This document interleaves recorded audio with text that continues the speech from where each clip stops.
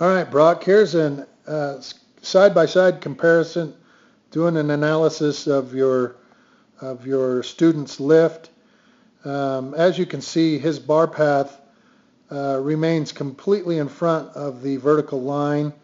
The starting point of the barbell versus the finishing part of the barbell is in front of the vertical line. You want to stay behind that vertical line.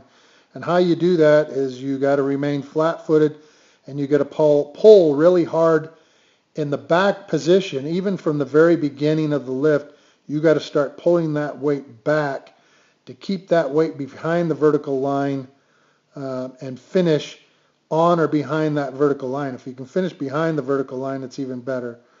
So let's go ahead and watch your student's lift. All right, here he's coming up. He's coming up straight. Okay, he's in that pretty good Superman pole position at this point. Okay, and then we're going to hit the explosion point. Okay, now look at his shoulder alignment with the vertical line. It's right on the vertical line, and he hits the explosion point, and he doesn't really fully extend. His shoulders go a little bit behind the vertical line, but not that much. And he starts to go under the bar before getting a good full extension and pulling that weight behind the vertical line with the chest and shoulders. Then here comes the finishing point. He's almost back to the vertical line, but because he's jumped forward, he's got to restabilize the back, and he comes to that resting position in the snatch squat position right here. Okay, on the other hand, let's watch my lift. My hips are pretty high. I start pulling immediately towards the heels, and as you can see, the lift goes behind the vertical line. Okay, then we're going to hit the explosion point. As you can see, I'm pretty flat-footed, and my back is at a pretty high angle at this point, and I'm still remaining flat-footed.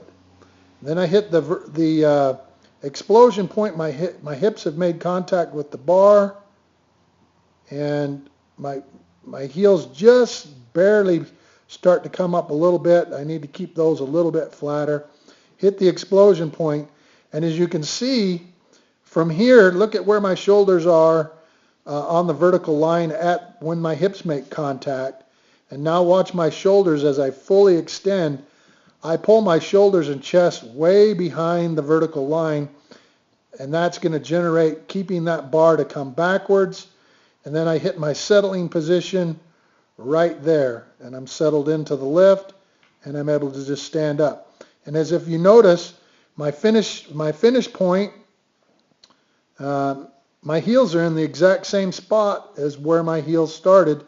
And if you notice your lifter, his heels are way in front of the vertical line, and he stands up with it because he's on his toes and chases the lift, and then basically loses the lift. There you have my analysis. Enjoy.